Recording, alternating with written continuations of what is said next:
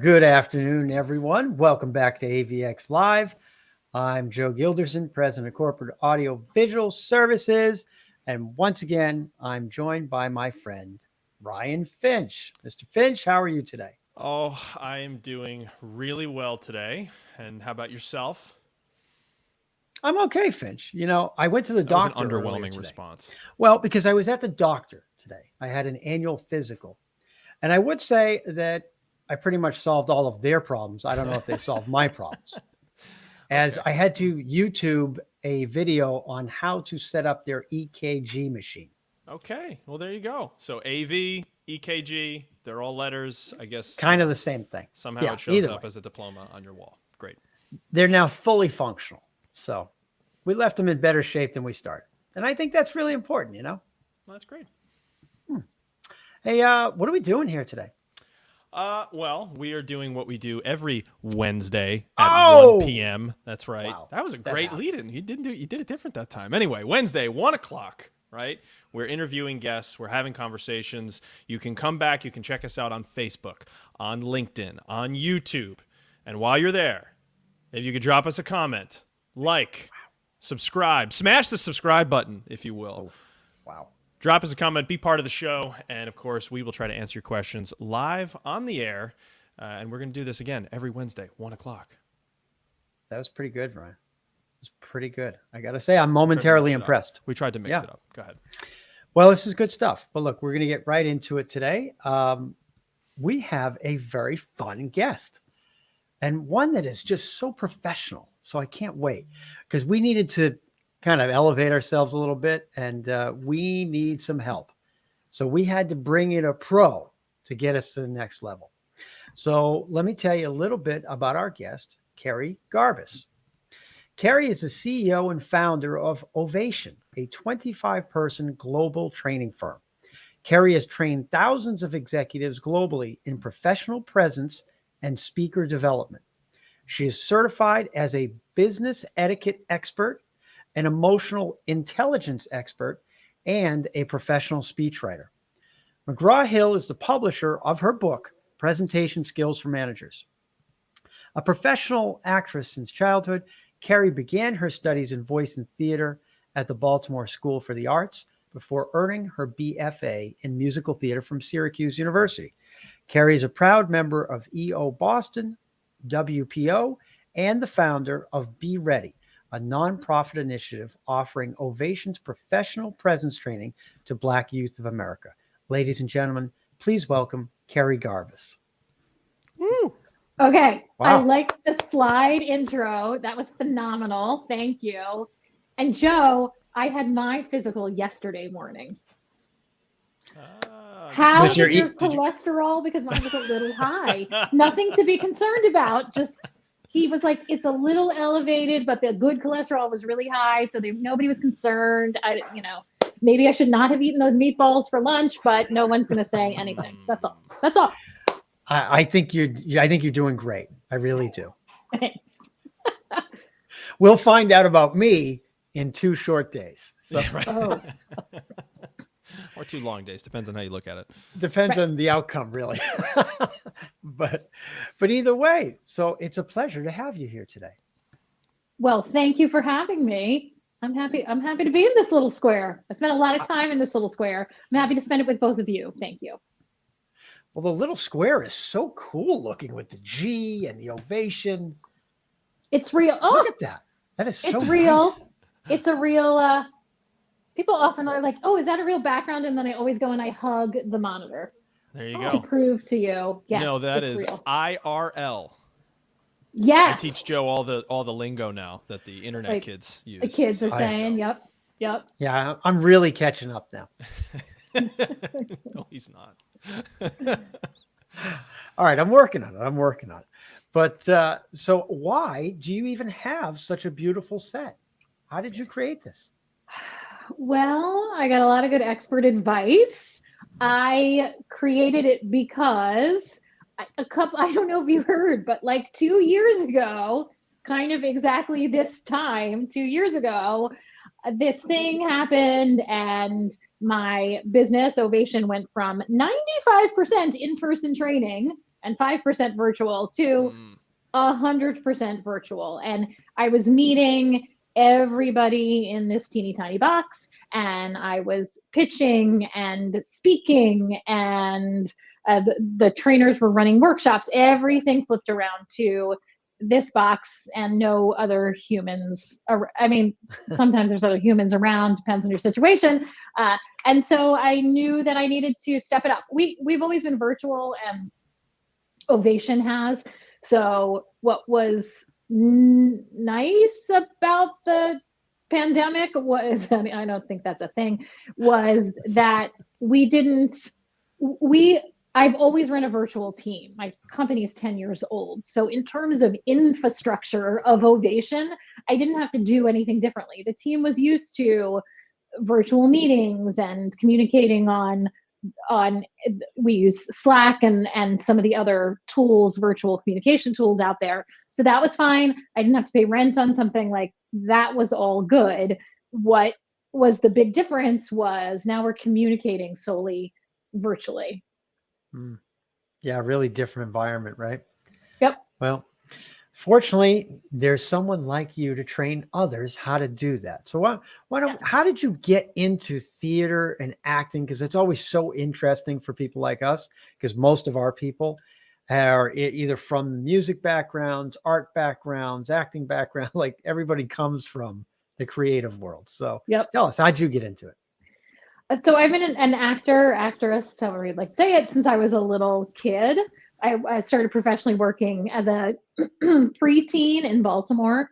And then, and I was like, this is my gig. This is what I do. I'm an actor. And still to this day, somebody will say, oh, they'll meet me for the first time and say, oh, what do you do? And I'm like, oh, I'm an actor. Oh, I also own this communication skills training firm. So like, for me, that's it. That's my soul, and that's who I am. And I was in New York, working as an actor, having a pretty good run, doing lots of regional stuff in the city as well. And I got called by a friend of mine who said, can you come down to the Marriott Marquis, which is a big hotel in Times Square, and help me because I have to give a presentation here later. And he's like, you're an actor, you know where to stand. I'm like, I certainly do. Let's go find your light. So I go over there, and there's like my friend Michael in the middle of this like massive ballroom with terrible lighting, by the way. And he's like, I don't know what to do. So I said, oh, okay, go stand over here, right? This is where the brightest light is. It's not center stage, but your brightest light. And then, we can kind of move around here. And I was like, why don't you practice some of it out loud? And, oh, that's a terrible way to start. Let's start with story, something. And then he was like, oh, great. This is super helpful. If you go wait for me in the green room, and I'm using air quotes because it was just like a conference room at the Marriott Marquis. He's like, I was going to say, that's the hallway, right? Right. Yeah. This is like one step up from hallway. So he's like, go wait in the green room. I'll take you out to dinner after I do my thing. And I'm like, oh, sweet, free dinner. Actors, or maybe it's just me. Any free meal? Yes. So I go in, and there's a bunch of other guys. Michael was a banker. So there's a bunch of other guys there from the bank who are prepping to give their presentations. And the way, like, it was like being in a room of aliens, what these guys were doing to prep themselves to then give their presentation was so foreign to me. And actually, one of them was throwing up into a trash can in the corner. That's an unusual practice to prepare. Yes. Nobody cared except for me, and nobody seemed concerned except for me. And I go over, and I'm like rubbing the guy's back, like the mom back rub, right? I'm like, sir, are you, I'm assuming he didn't have long hair. So no, there was no long, no, right. I didn't have to hold any hair back. No, we were good. I'm like, okay, sir, and he said, he turns around, and he's like, oh, like, white as a ghost. And he's like, no, this is what I do before every presentation. I'm fine. This is normal. This is routine. And I was like, okay. I'm like, what? And all the other guys in the room are like, yeah. This is what he does before every presentation. And I was shocked. So I started asking them, wait, what? Okay, so what did you guys do before you got here today to get ready? And everything they told me was so counterintuitive to what I knew as productive and helpful as an actor. It was kind of that moment that I thought, I think professional actors have really important things to say to business professionals.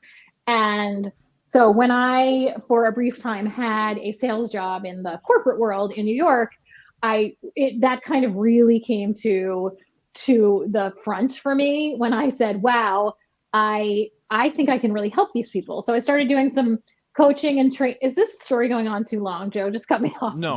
This Please, is great. please. If continue. I go on too long, just put up another picture of me and I'll stop. I have something else I can put on if you guys would like. I mean, I have another clip ready. No. We're not there. Yeah. Maybe later. Maybe when I talk about someone throwing up again, we'll say. Okay. So I started doing some training and coaching at this payroll company where I was working. And I realized, I like helping the business professionals way more than I like actually selling payroll. So cut to 700 years later, I now have Ovation, and Ovation only employs professional actors as the trainers. Wow. Yeah. Well, that's very interesting. It's funny, Kerri, because you touched on a few things that, I kind of connect with. I have a theater background, believe it or not. I did a fair amount of musical theater back in my high school days, and honestly, even before that. We also have another theater person in our office with Marissa Madonia. She was way more successful than I was, doing Annie, traveling around the country and whatnot. But in any case, what we find, or what I've found to be true, is that there are elements of performance in more areas than just getting up on stage. And it's one of those things that, now we're in a support role. There's only so much we can support if your performance capability is right. not up to snuff, right? So that's the need you identified, is that, right, there are areas to perform that not everyone is really cut out for. Yep, exactly. And that's a lot of times where we come in, partner with organizations like yours and help out, right? Because you can only do so much, but we've got to get the speakers ready to go, because once the lights are on or the cameras are on, it's right. How much can you do? You're like, I don't, can I fade this person out? I don't know. So, and here's a somewhat pointed question, not pointed, and maybe that's not the right word, but is anyone coachable? Is anyone teachable? I mean, somebody throwing up literally before every presentation, I feel like that's got to be low on the total pole of what you're starting with. But I mean, can anyone perform? I believe so. And the hardest people that we often tackle are the people who are like, nope, I don't need to rehearse. I don't need to prepare at all. I'm better off the cuff. So those are the people who are a little harder to get on the same page as us. And everybody absolutely is coachable and teachable.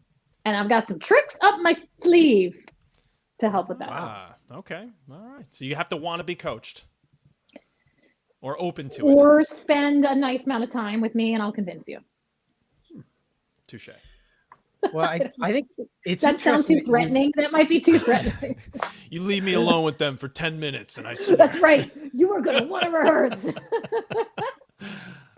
Well, I think you chose the area that's literally one of the biggest fears that, the human race, as far as public speaking. Everybody seems to be deathly afraid of it. Even though I don't know why. Why are they so afraid of it? Well, I'm going to quote a statistic because I just did this on another little video right before we got on, that the National Institute of Mental Health reports that 73% of the population has a fear of public speaking. 73%, which is crazy.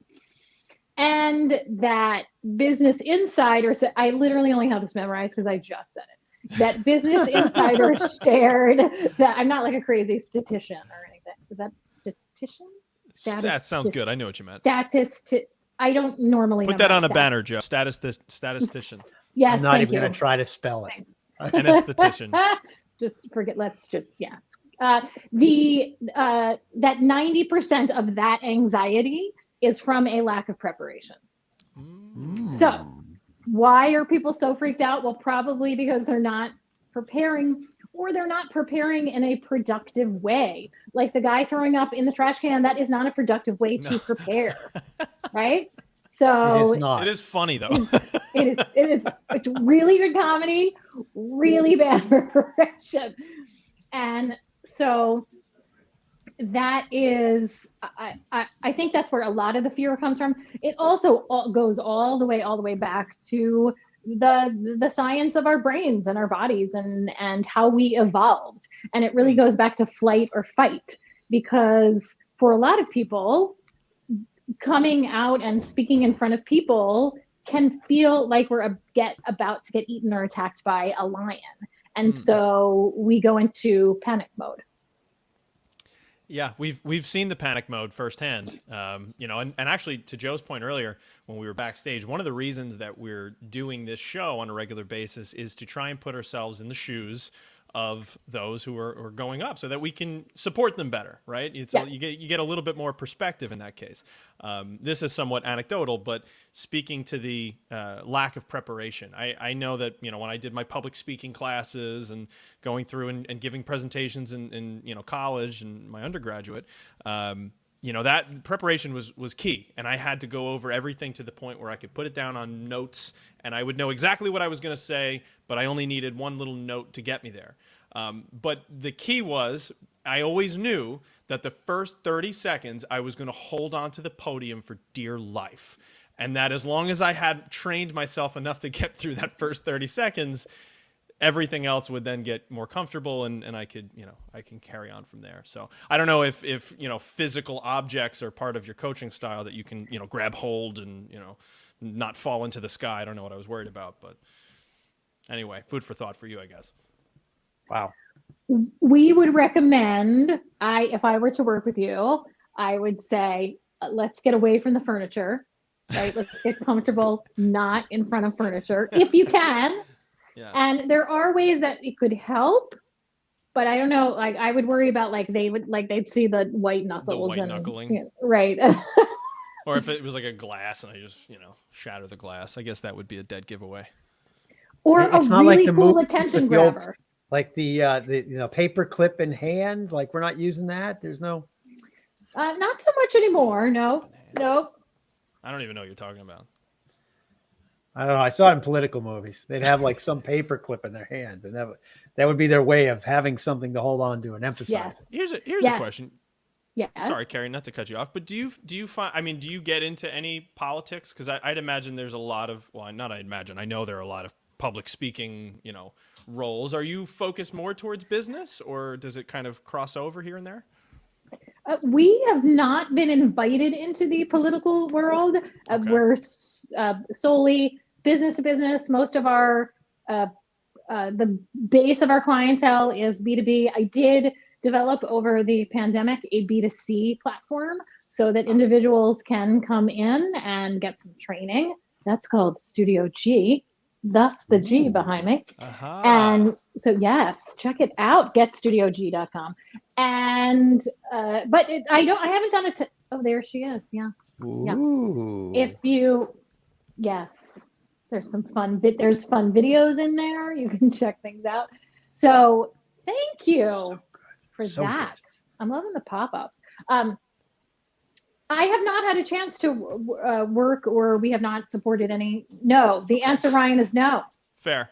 Well, I figured, you know, it's like, oddly enough, we're talking so much about theater, but, you know, right. We in the live event space, in the you know, corporate theater in many ways, we have terminology that if you then go into a theater and you're doing more or less the same type of work, we have different words for the same things, and it's not quite the same.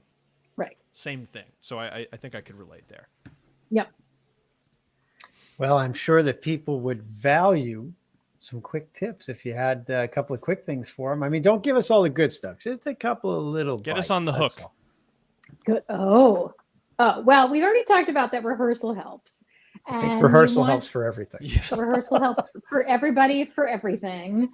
And you want to rehearse with accountability, meaning that every time you're rehearsing, and rehearsing means saying it out loud in some sort of iteration, there has to be a goal.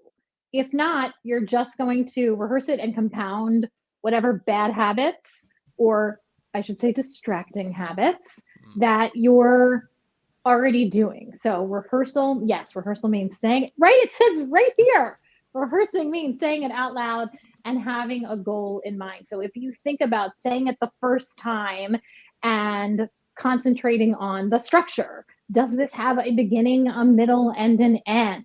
Is it within the time constraints that I've been given? If I have a 25-minute presentation, is it 55 minutes, and what should I cut?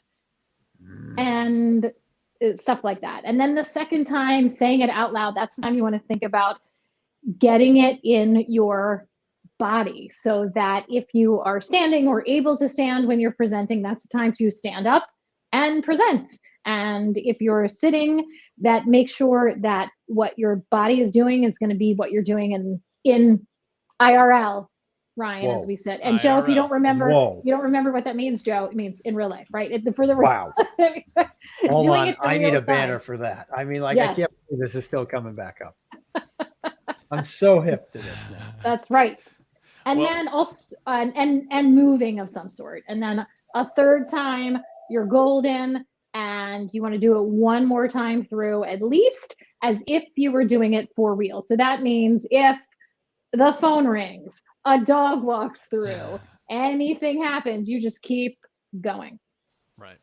Well, these are really great tips. Joe, I hope you were quick with the banners, because I'd love to put them on there, but something tells me I don't think you... Oh, okay. All right. You surprise me every once in a while there, Gilson.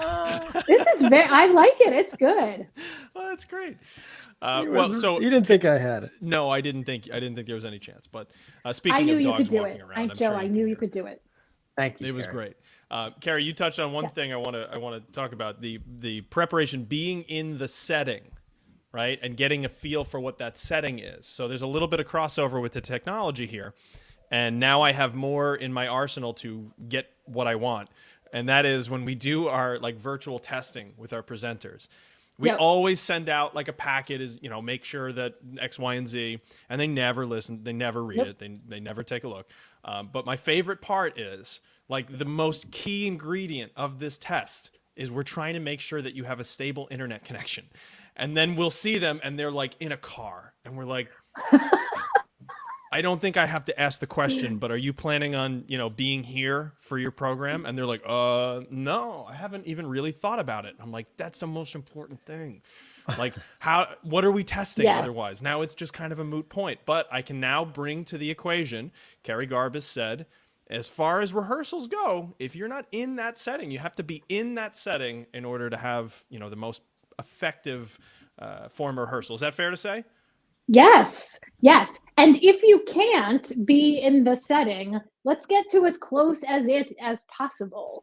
Deal. So back in the old days, I would recommend, and also know that, yes, I have this company. I also do a ton of professional speaking gigs, sometimes, and when my mouth works. And so everything that we say, and at Ovation we do, I really walk the walk. And one of the things I have done and will do again in the future is that if you're physically on site at a place, go scope out your room the night before as much as you can, or early in the morning. The people that are cleaning or setting up the room are not going to care if you're in the stage area walking around.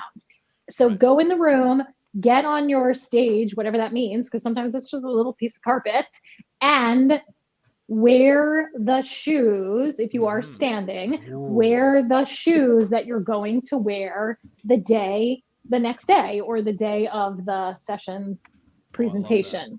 I love that. And shoes are a big deal. So in the acting world, a lot of times when we're rehearsing a show, a play, musical, one of the first pieces of costume that you get are your shoes.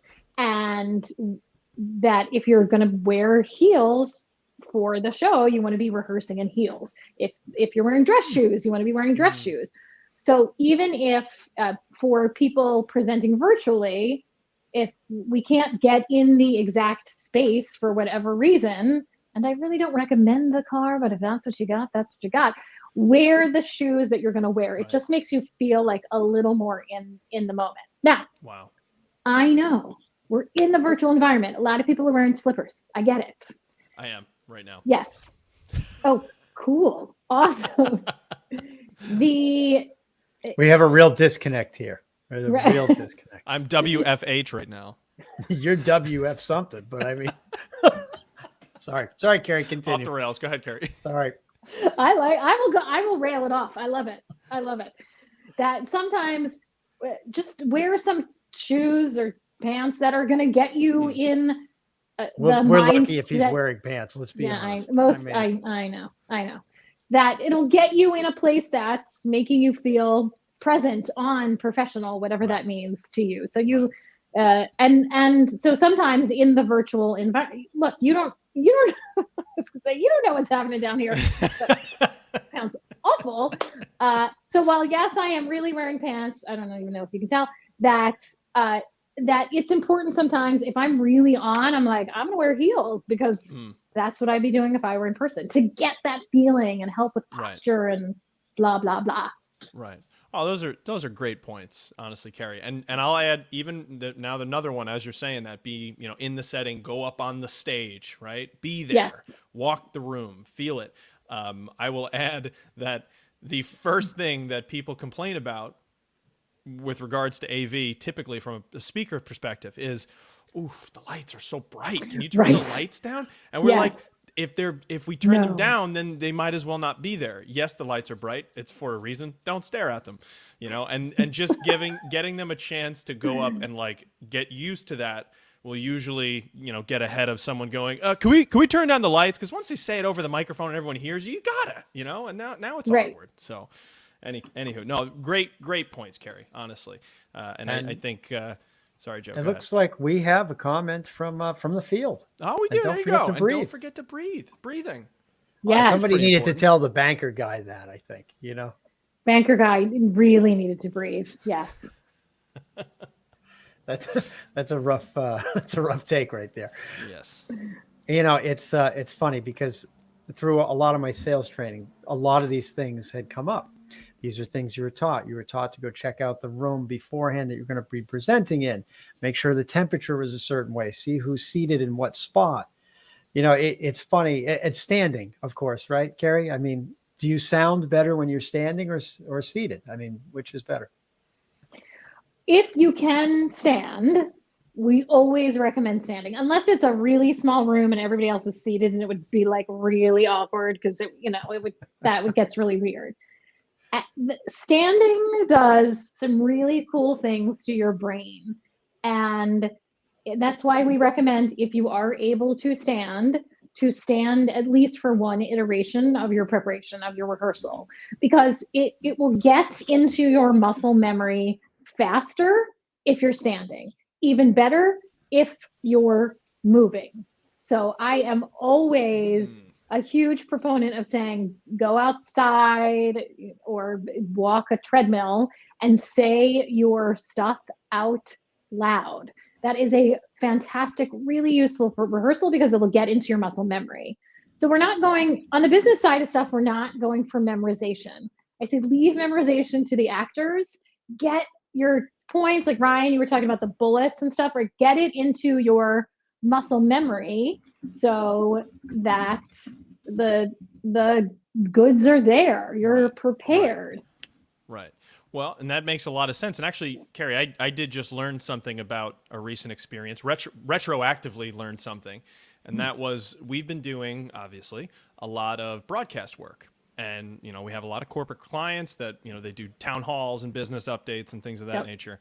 And we've had a couple of instances recently where the person speaking, the presenter, really wanted us to come on site with a camera so that he or she could stand up and physically walk around and have a screen beside them. And, and it kind of seemed like, yes, exactly. And to us, it's great. That's wonderful. It's definitely something we can help with. But I think I now realize that might have been an important, ingredient in that person feeling like delivering, their message and getting back in the shoes of somebody who gets up on stage in front of lots of people and delivers their message more effectively. So there you are. There's something, that I could take away from this. Oh, wow. You are welcome. Well, thank you. No, one of many things, of course. Yeah, well, I'm just okay.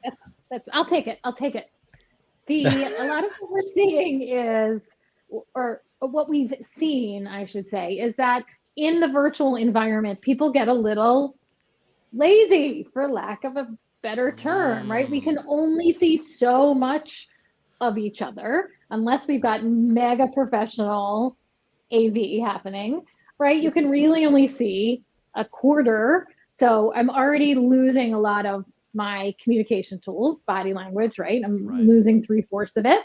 And people tend to be like, I don't, whatever, I don't need to wear pants or shoes, or who cares? And then it doesn't really matter that maybe I'm leaning over to one side, like all the things that I just talked about that we shouldn't do.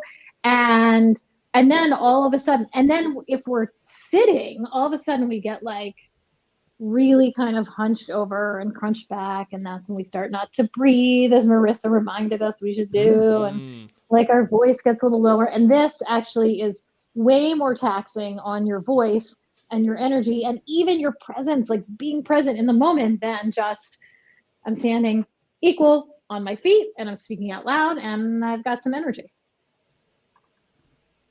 That's excellent. Well, I mean, that's tremendous, because the reality is we've seen people certainly on the stage in person have trouble with these things. And then when everything turned, they had trouble with everything, is the reality, because the technology was different. Yeah. They were completely out of their element when it came to that. There was no one to set something up for them. That happened, especially for the highest level executives. At the beginning, yeah, yep.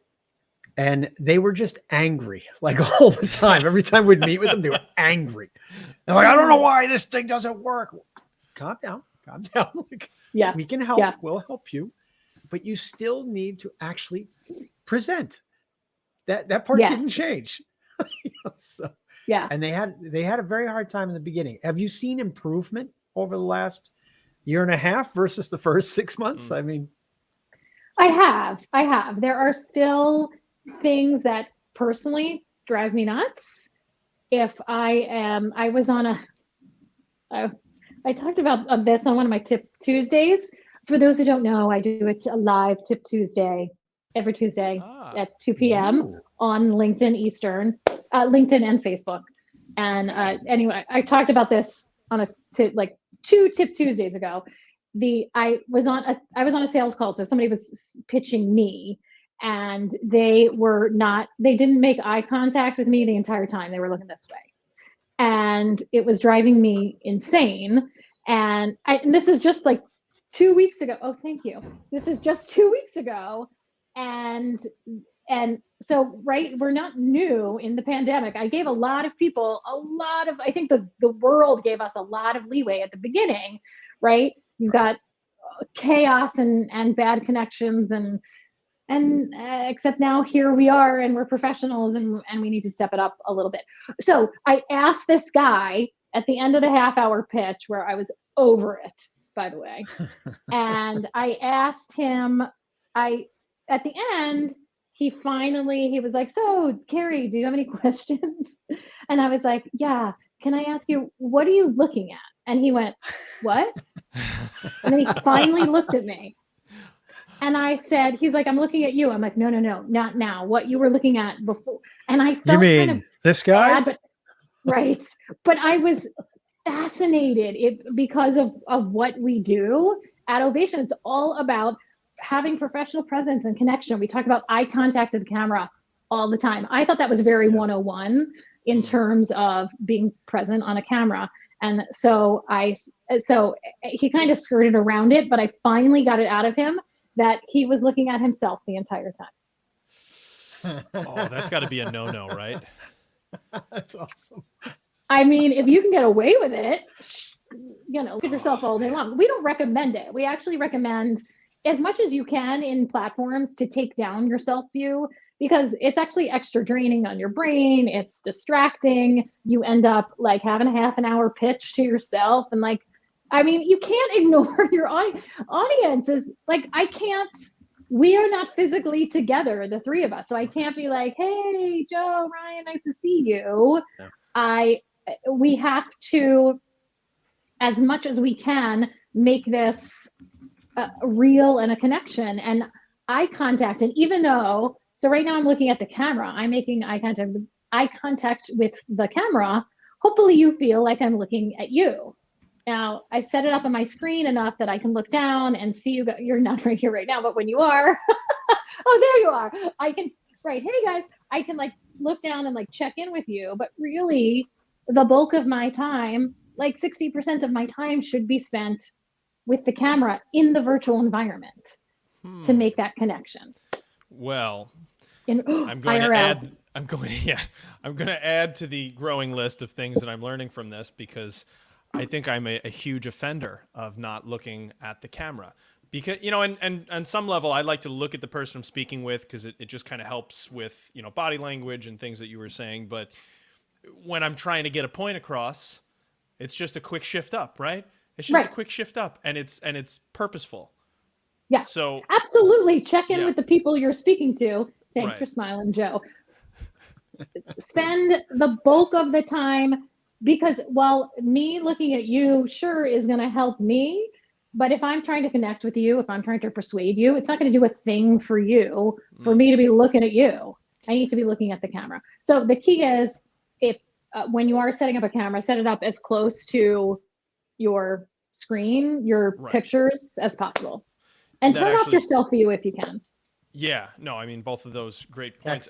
It does beg the question, have you seen any, because one of the first questions that we get asked all the time is, how am I going to see my notes now?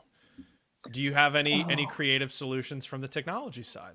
Oh, I got so many creative solutions. Okay. You don't have to give them all away, just a good one. How much is my check after this? I'm just gonna. We already mailed it out. It's already in the mail. Okay. Hold on. Everyone, please go to getovation.com. Okay, yes. Go ahead now. Okay. Yes, boom. All right. So depending on what platform we're on, right? If we're using PowerPoint, okay. For example, right now, we're on StreamYard. So I have StreamYard open so I can see you, I can check in with you, I can see the chat. And then right next to it on this screen, I have a monitor and my laptop. On this screen, right behind it, I have PowerPoint open. That's what's projecting this. My notes, if this were a formal presentation, I want to have as close to the camera as possible. Yeah. If that's not possible, if you have one monitor, if you have an external camera, whatever it is, then go old school, print out, write out your notes, your bullets, put them as close to the camera as possible so that you can glance at them and then continue to look up. So however you do it, electronically, old school paper, then get them as close to the camera as possible. Great tips. I have to ask this one other question, Joe. I'm sorry. Because it's come up so many times. We have been asked for teleprompter, because it seems like what you should have, right? You should have a teleprompter. But my advice was always, if your presenter is a strong speaker, don't worry about the teleprompter, right? If they have time to prepare for this, don't worry about the teleprompter, because I've seen strong speakers and strong presenters go to terrible presenters because they're doing this on the screen and reading their notes in real time. And yes, I'm looking at you, but it feels like a robot. Now, do you have any advice as far as that goes? I have some opinions, I can tell you. I'll take your opinions, that's fine. Using a teleprompter is an art within itself. Mm-hmm. It requires training. It requires practice. I took a couple classes with somebody phenomenal in New York to learn how to do it and do it well.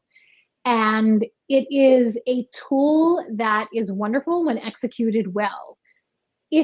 However, just throwing a teleprompter up in front of someone who doesn't know what what they're doing or have great experience with it, it's going to look clunky.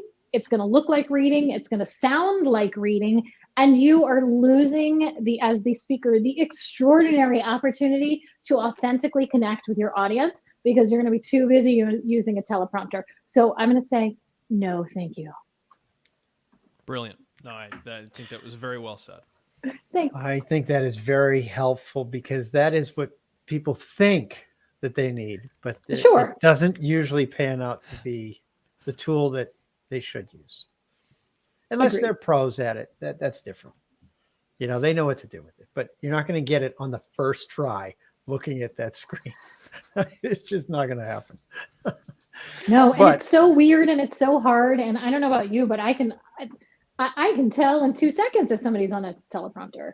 Yeah. They immediately, because as Ryan was doing very well, like a little robotic and a little like, no. They lose the energy. Like it literally goes away right in front of you, you know? Yes. Yeah. Because they're too busy reading and not actually connecting and getting their message out. And look, I mean, we've certainly tried it. Teleprompter facts. That's nice. Good hashtag there, Seth. That's good. You know, we've certainly done our own things here. And that's part of what this whole experience has been, is that we've gone through exactly what our clients go through.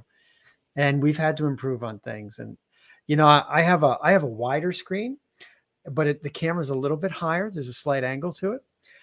And sometimes if trying to read something that is like text heavy, it doesn't work out well because I can see then my eyes have shifted over and gone down and it doesn't look good at all. So I try to avoid that now, but you know, we've all been through it.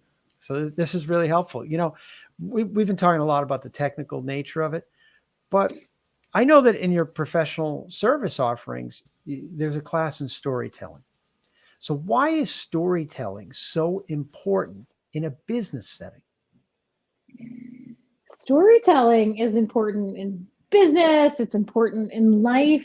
Think back to how we initially learned, right? When we're all the way back as those cave people about to come out and get eaten by that lion, how we got information, how we gave information was through stories around the campfire. Humans love storytelling, and it's how we can emotionally connect. So storytelling is imperative in business, which is sometimes devoid of emotion and human connection. And yet we still need to connect to make the business happen, right? We buy from people. We buy things that or engage with things and believe in causes that elicit an emotion. And storytelling is how you can get there. Oh, absolutely. No, I mean, look, storytelling is more or less the business that we're in, right? We're helping people tell their stories, usually in live settings, whether it's virtual or in person. You know, but it's super critical, obviously. Now, I guess I wonder, would you say that most people can tell stories, or most people are good at storytelling, or is it a complete sliding scale? Are most people bad at storytelling? What would you say? Is my mother-in-law going to watch this? I would say that anybody can be trained to be a good storyteller. How about that? Okay. That there's some guidelines, there's some best practices that make for great storytelling. Sure, some people are just inherently really good storytellers. Maybe they heard great stories as a kid. Maybe it's just a passion of theirs.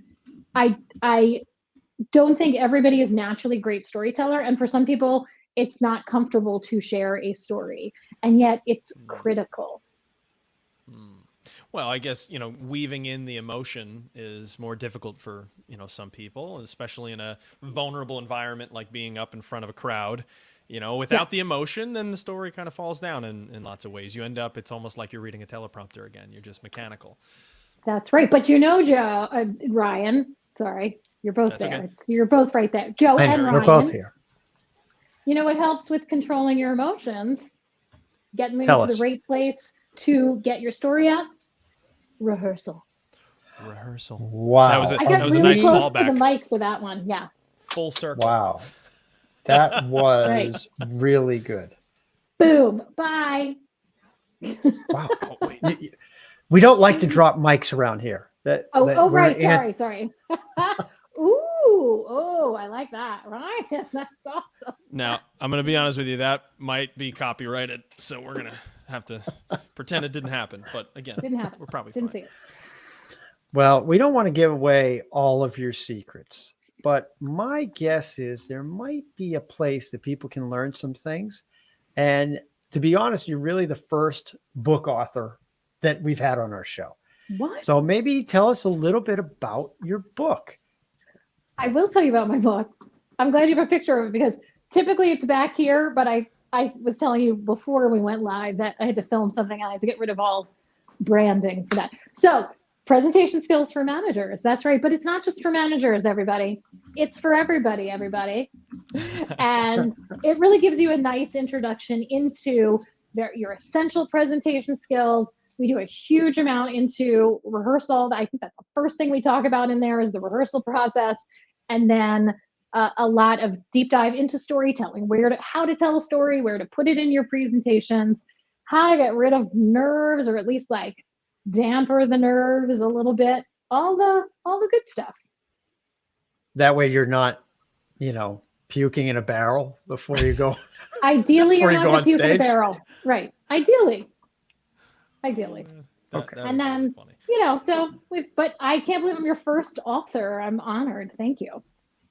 Absolutely. We were saving our first author for episode 40. And, it seemed to make sense. Oh, that's right. Wow. Yes. Big 4-0. Look at that. Woo. All right. Great milestone. And yes, absolutely. Having an author is, a nice thing for us, and being able to highlight more information, direct people where to get it. I think that kind of gives our audience more or less what we're trying to give them, which is help. Amazon. You can find it on Amazon. Amazon. They used to sell books once upon a time. That's right. Amazon it is. Excellent. And you seem to have another important, which I saw a slide of on your screen previously. I think it's the one after the Ovation slide. Can you tell us a little bit about your nonprofit?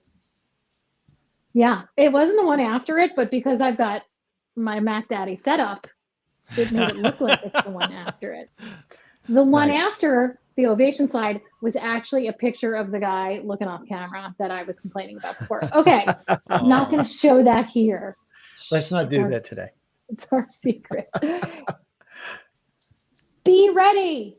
Be Ready is a nonprofit that I started with two of the fabulous trainers at Ovation, Jason Sanford and Tracy Lee. Yes, you can also go to getbeready.org as well.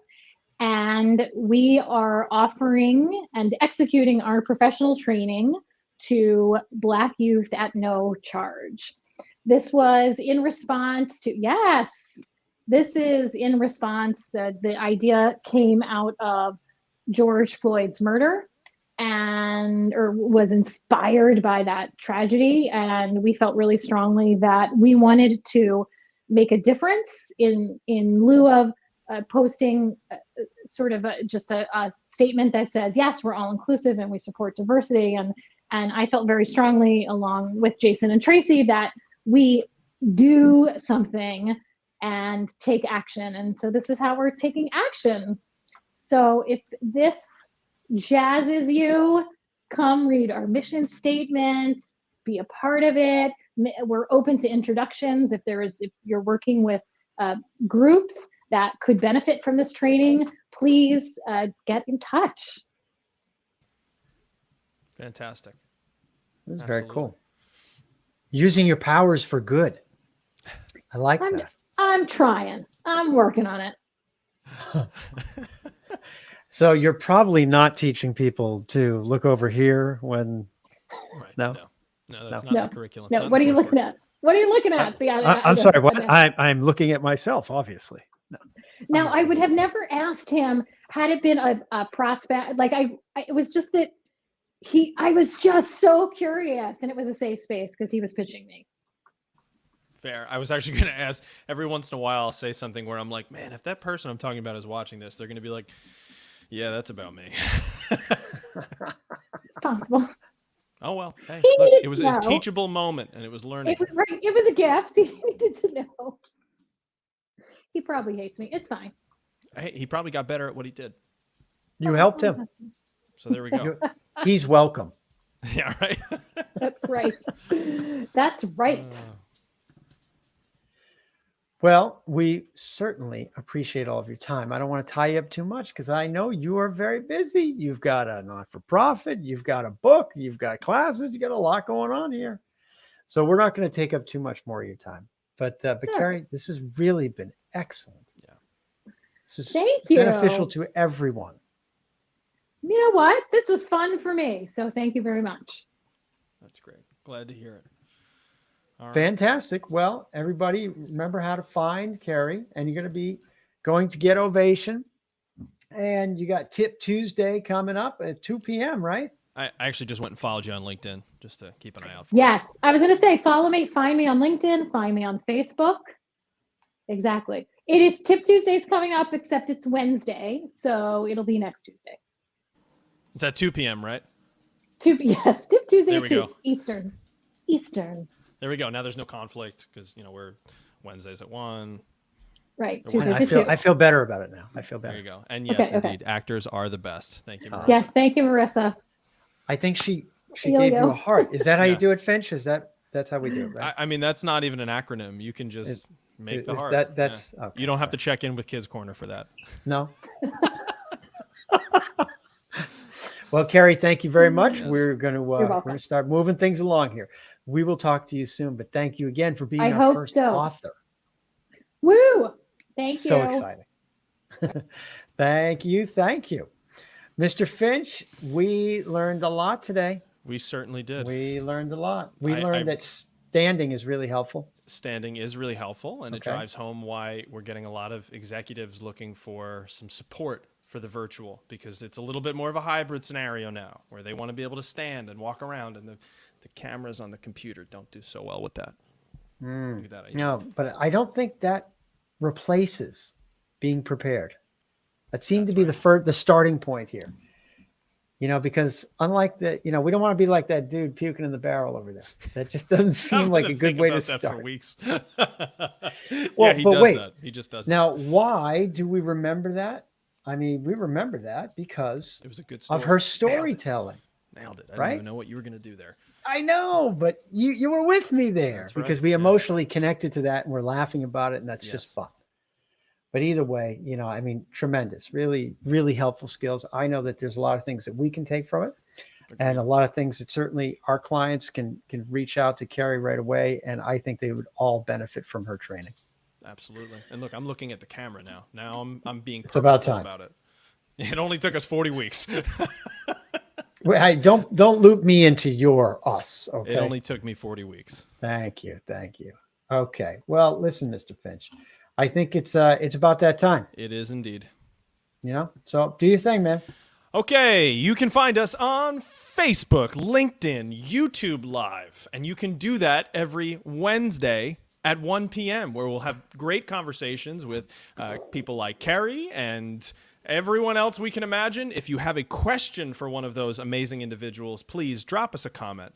Be part of the show. We'll bring you on screen, just like we had some folks doing earlier. If you have questions, we can answer them live. That's the beauty of doing it live, Ooh, right? So good live. Get in there. IRL. IRL. And while you're there, smash the subscribe button, like, comment, share, all the above. We very much appreciate it. And like we said, we will see you back here Wednesday at 1 o'clock. Okay. Bye-bye. Ciao, ciao.